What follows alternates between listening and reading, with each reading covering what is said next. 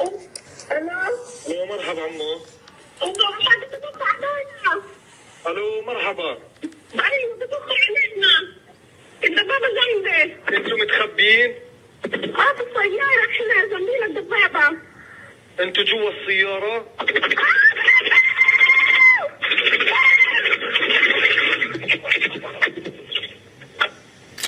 You have the floor. Mr. President, we thank you for convening this meeting at this critical time. We also express our thanks to Special Coordinator Sigrid Kaag for her presentation and efforts, and Daniel Levy for his important briefing.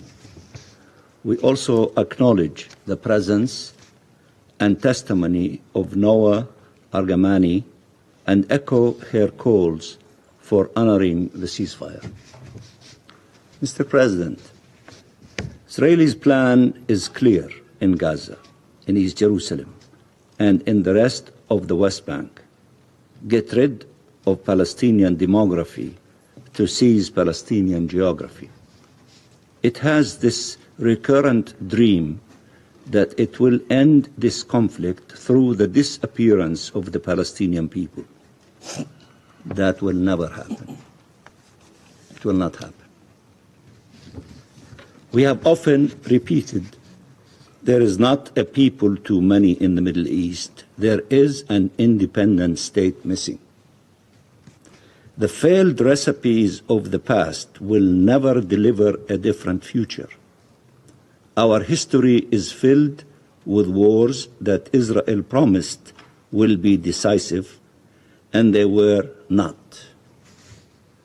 Of mass forcible displacement that was supposed to end the Palestine question, and it did not. The idea that more injustice, more brutality, more oppression would lead to peace is madness. The idea that more killing, more maiming, more displacing will bring security is delusional. There is no military solution to this conflict, only a political one.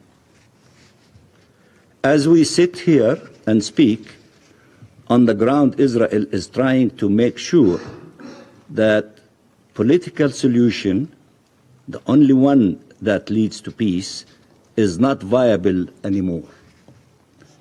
It is destroying the two-state solution in the hope to make its unlawful annexation of Palestinian land permanent. It continues entertaining the idea of emptying the Gaza Strip of its people through so-called voluntary migration, the code name for mass forcible displacement. It is conducting a large-scale military assault against the Palestinian people in the West Bank, notably against refugee camps, which has led to the largest displacement of Palestinian population there since 1967, with over 40,000 Palestinians displaced, and now stating it will not allow their return and intends to stay there for a year. While the Arab world are trying to find a way out of the hell Israel left behind in Gaza, Israel is unleashing hell in the West Bank. When we speak of the utter and wanton destruction of Gaza, of human tragedy and people's ordeal, of the devastation, of how Gaza was made unlivable, let us not forget Israel's responsibility as it deliberately spread destruction across all of Gaza with the very purpose of making it unlivable. Mr. President, there is only one way forward. Preserve the ceasefire in Gaza and ensure its full implementation in line with Council Resolution 2735, and end the escalation and aggression in the West Bank, leading to a permanent cessation of hostility. Ceasefire has to be permanent. Reconstruction of Gaza while its people remain in Gaza and while they participate and benefit from such reconstruction. The Palestinian government assumes its full responsibilities throughout the OPT and should be enabled and supported in this endeavor. A cessation of all the policies that entrench the occupation and conflict instead of ending them. Ending the occupation, achieving the independence of the State of Palestine, and implementing the two-state solution. Mr. President, enough bloodshed, enough agony, enough suffering. Let me repeat that. Enough bloodshed, enough agony, enough suffering. Israel has killed at least 50,000 Palestinians, maimed, displaced, arbitrarily arrested, tortured, and caused suffering for millions of Palestinians. Our children have been killed, amputated, orphaned, displaced, traumatized. This has to stop. It has to stop. We have seen in recent days another attempt by the Israeli government at dehumanizing the Palestinian people as a whole and at justifying the killing of our children. There can be no justification for harming children, for harming all children from everywhere. Israel killed thousands of Palestinian children, often in atrocious conditions. Liane Hamada, 15 years old, was with her mother, father, her 3 siblings, and her cousin in a car, evacuating from Gaza City in the morning. She called emergency services after her parents and her siblings were shot dead. And I quote, "They are shooting at us," she screamed. "They are shooting at us. The tank is next to me. We are inside the car, and the tank is next to us." الو الو مرحبا عمو. انت محد تدق علينا. الو مرحبا. ايوه تدق علينا. الدبابه جنبي. انتوا متخبيين؟ في السياره احنا جنبينا الدبابه. انتوا جوا السيارة؟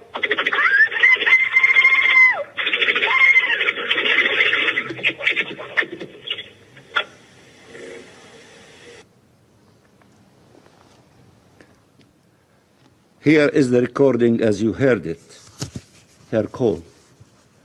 After this salvo of bullets, Liane went quiet. A few moments later, her 6-year-old cousin, Hind Rajab, picked up the phone. Let me show you her picture.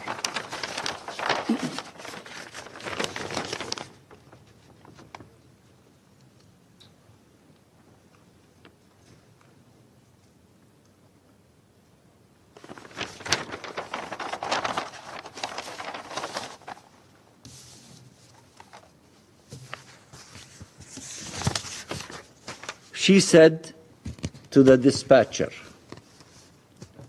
"They are dead. I am in the car. The tank is next to me. It is moving. It is very, very close and moving. Talk to me. When someone can you hang up? Please come take me, please. It's almost night. The night is approaching. I am scared. Please come, take me."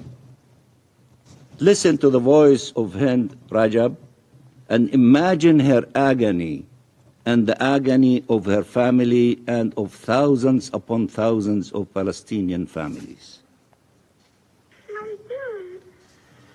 ميتين؟ وهم هلا بعد بالسيارة؟ هذه جنبية. الدبابة وين؟ جنبية. الدبابة جنبكم؟ اه. ما عم تتحرك ولا واقفة؟ نزل حدا منها؟ هي بتتحرك. تتحرك؟ طيب هي بتتحرك جنب السيارة ولا هي جاي من ورا السيارة أو من قدام السيارة؟ من قدام السيارة. هي جاية عليكي من قدام السيارة الدبابة؟ اه. قريب كتير؟ كتير. وعم تمشي؟ اه. طيب ما بدنا نخاف. خليكي معي. أنا معك يا عمري، أنا معك، أنا معك ليجي حدا ياخدك، ما بدي أسيبك لحالك. لما يجي حدا بتفصل طيب؟ إيه؟ لما يجي حدا يكون هي بتفصل. لا أنا بتمني معاكي. I will stay with you to make sure you're okay. إيش يا عمري؟ Stay with me, stay with me. Oh, sweetheart, I'm here with you. I will not leave you alone.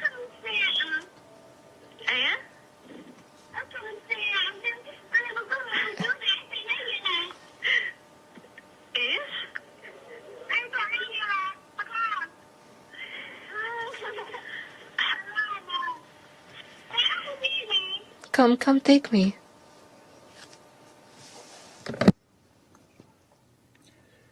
The dispatcher stayed on the phone with her, trying to reassure her, God will protect us, playing, counting games. The Palestinian Red Crescent sent an ambulance with 2 emergency respondents, Yusuf Zino and Ahmed Al-Madhoun, to rescue her. They never made it. It took 12 days till rescue teams were able to reach the area. They found the 2 members of the rescue team dead, and they found Hind, her aunt, her uncle, her 4 cousins, all dead. Our children deserve compassion and solidarity. They deserve compassion and solidarity. They are born into a terrible reality, and one generation after another fall victim to it. They are not less deserving of your outrage for their killing and their inhumane treatment. All families are entitled to dignified burial of their loved ones, all of them. And as you assert this principle, remember the images of Palestinian mothers and fathers collecting what remained of the bodies of their children in plastic bags, or carrying their corpses while being displaced for miles. Remember the thousands that remained under the rubble because we were not allowed to rescue them.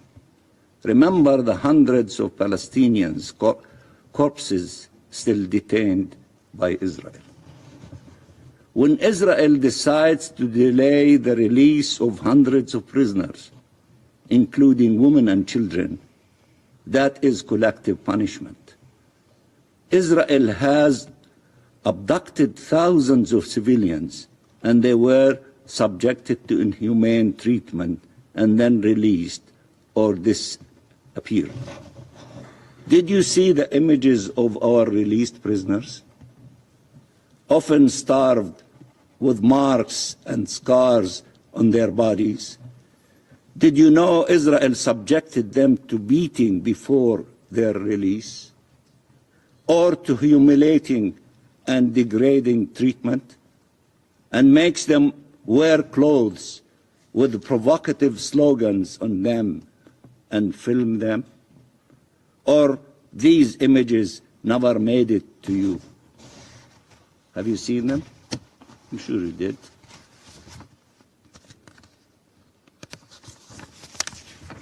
Israel considers these kinds of actions, all these actions, as normal and justified. Aren't all Palestinians presumed guilty by Israel? Do you?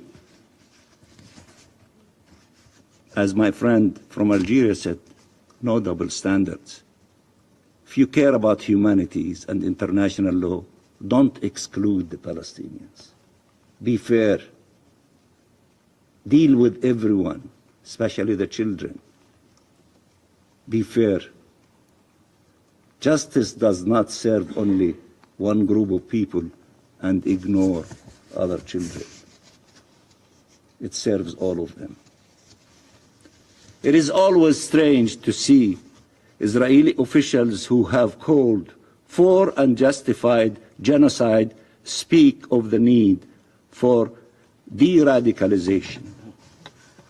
The most extremist views are out there in the public sphere, including that Palestinians do not exist or do not deserve to exist, that raping and torturing prisoners is justified, that starving Palestinian civilians is morally justified, that all our children are guilty. And these are not only theoretical views. Israel is acting upon them. And if it is the one committing the action, it is no longer barbarism. To the contrary, it is the only to safeguard civilization. This is a narrative that countries in these halls know well, a narrative to justify the oppression of entire nations. Mr. President, what we need is not more violence. It is to break the cycle of violence. That's what we need. We can always find justification for revenge, but will it ever solve the problem? We owe it to our peoples, to our children, to end this conflict, not find reasons to continue perpetuating it. All children deserve to live in freedom and dignity and security. All children. We have repeated many times how important it was to be consistent. The rules of humanity and legality do not change with nationality, religion, or race. Human dignity should always be preserved, and civilians should always be protected, not killed, not paraded, not ill-treated. The sanctity of human life should be respected, and the respect owed to the dead should be honored. We reject all actions that run counter to these principles. As we ask you to know the stories of our children and to remember their names, we offer our condolences to the Bibas family. Nothing justifies what happened to Kfer and Ariel Bibas or their mother, Sherry. They should have been safe in their homes with their families, as our children should be safe in their home with their family. Challenge those to repeat the sentiment of humanity that we have, if they have any of it. We are collectively failing them, failing to offer the protection they deserve, failing to stop the suffering, failing to offer a different future. In Gaza, the loss of children and the loss experienced by children can barely be grasped. What they need now is not further uncertainty, but the knowledge that the world will be by their side. Mr. President, we said from the first day this assault will be against the Palestinian people as a whole. through indiscriminate killing and wanton destruction. We said only a ceasefire can allow Palestinian and Israeli families to be reunited in life, can allow to put an end to the mass starvation of Palestinians, can allow to stop the effort for their forcible displacement. We said that Israel's goal was the remains annexation, and that after Gaza, Israel will intensify its assault on the West Bank. How many hostages were released in military actions, and how many hundreds of Palestinians have perished in these military attacks that were supposed to rescue the hostages but led to the death of many of them? And how many hostages have been released through ceasefire agreements? Ceasefire works. Ceasefire saves lives. For the U.S., the conclusion of this agreement and its implementation is about the hostages. But for Israel, was it?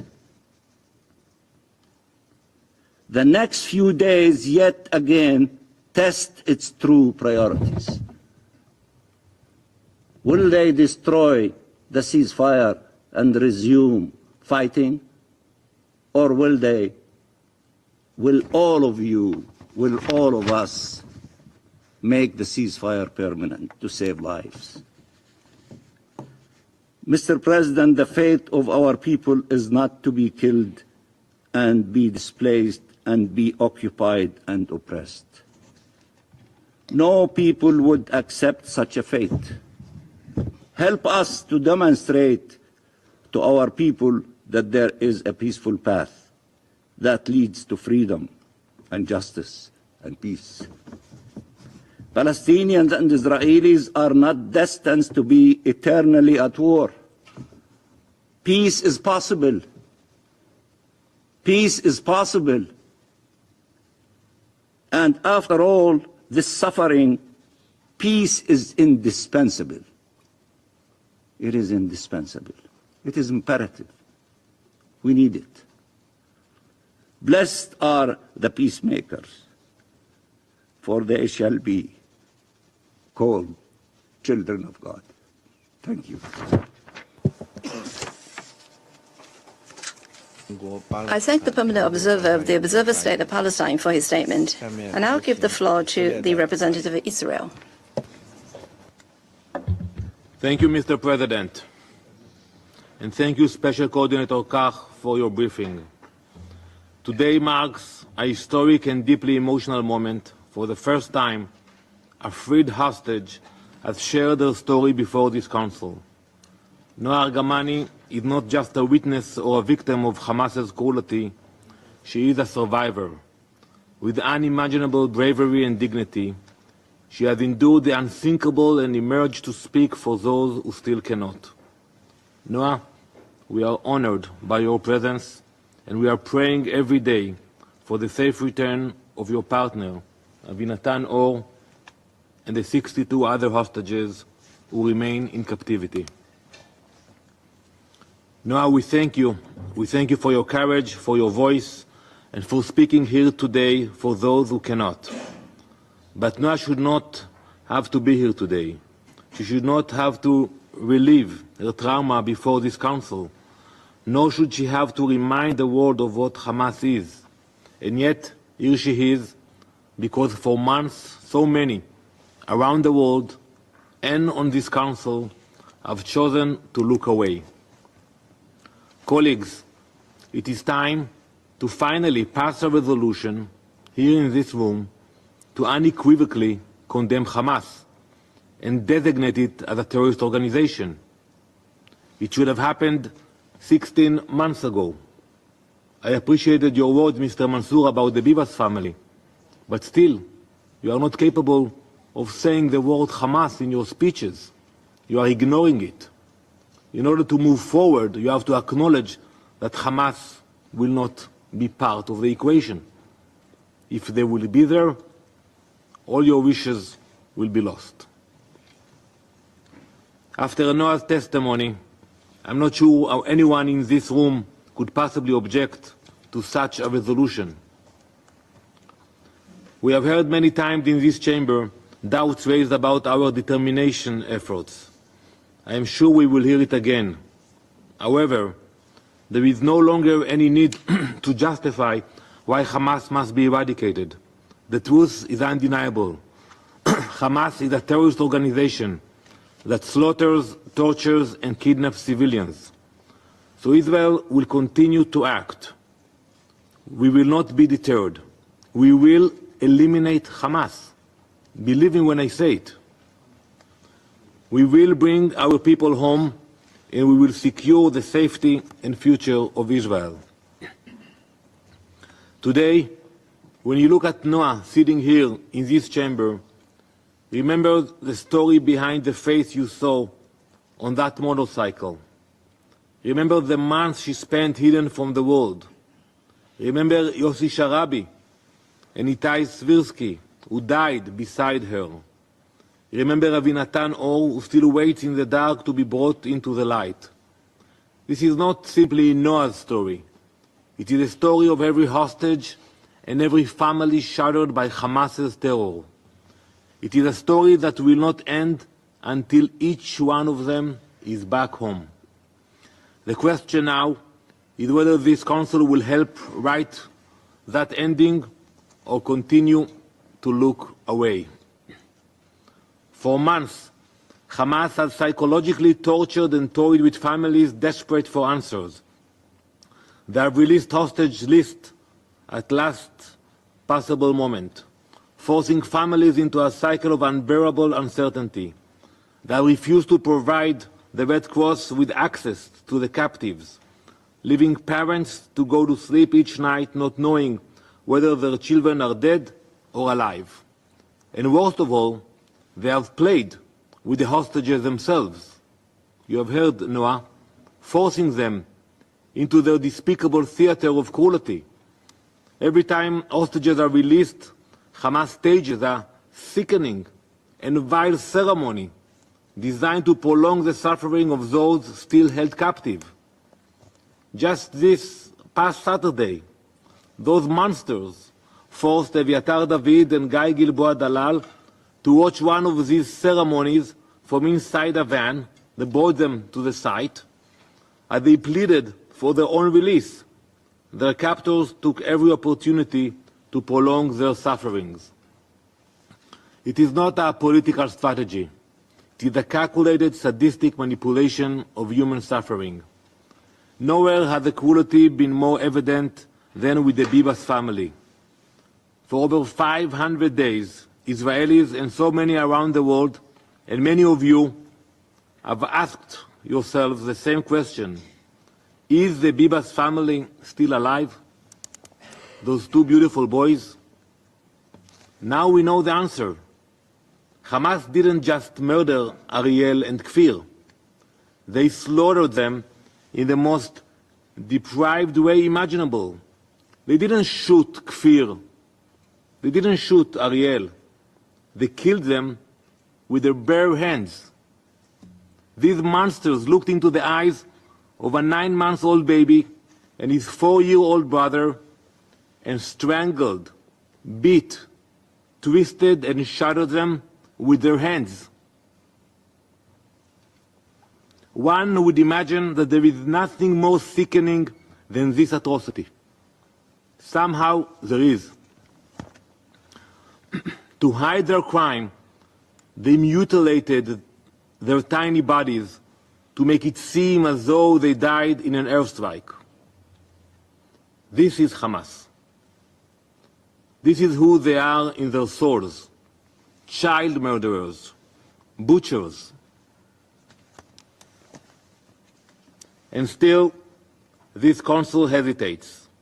Still, we hear statements that draw a parallel between Israel and Hamas, as though this is a symmetrical conflict.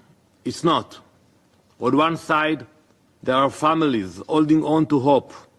On the other side, there is an organization that murders infants and holds onto their bodies until it serves a political and propaganda purpose. Believe me, no matter what happens, our commitment to freeing all the hostages and completely eradicating Hamas is unshakable. We have heard endless discussions about humanitarian efforts in Gaza. You are all aware of the thousands of trucks entering Gaza every week, thousands, delivering aid. You have also all seen the videos, those grotesque parades during the release of the hostages and the return of their bodies. And in those very videos, the truth is clear. There is no starvation among Hamas, nor among the civilian population. The only starved people in Gaza are the hostages.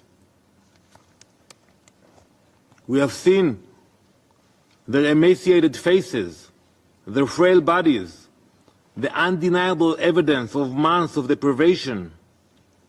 However, unimaginable suffering is clearly not worth the time of many on this council. Mr. President, tomorrow we will bury the bodies of Ariel, Kfir, and Shiri Bibas. Yarden Bibas' family is gone. The nation of Israel will come to a stop. We will escort the bodies of Ariel, Kfir, and Shiri to their final resting places. For months, Yarden endured unimaginable agony, unsure if his wife and children were alive, all while suffering in Hamas's hands. Now, thanks God, he is back in Israel, but his torment continues. Instead of captivity, he faces an unbearable silence. Where his wife and children should be, there is nothing. Hamas has lost any right or chance to be involved in the future of Gaza. The world has seen, through the story of Noah Argamani, the stories of Kfir and Ariel Bivas, and the stories of countless others, the extent of their cruelty. For the sake of the hostages, their families, and all those who truly seek peace, in this room, in Israel, in Gaza, it is time to let go of past conceptions. It is time to think beyond the frameworks of the past and build a new reality, one where terrorists do not hold entire communities hostage and where life is sacred once more. The path forward requires courage and imagination, out-of-the-box thinking, free of past conceptions and status quos. It also requires the Council to stand united against Hamas's tactics of terror and manipulation. To be able to build a better future, you must lay a solid foundation, a moral foundation. There is no avoiding the fact that this foundation requires a basic resolution condemning Hamas for their atrocities. I will not drop this issue. I will continue to remind you of your failing until it is finally corrected. Thank you, Mr. President. If you found this video informative, don't forget to give it a thumbs up, subscribe, and hit that notification bell so you never miss an update on the stories that shape our world. This is Adaka Africa, bringing you the geopolitics you need to know. See you in the next one.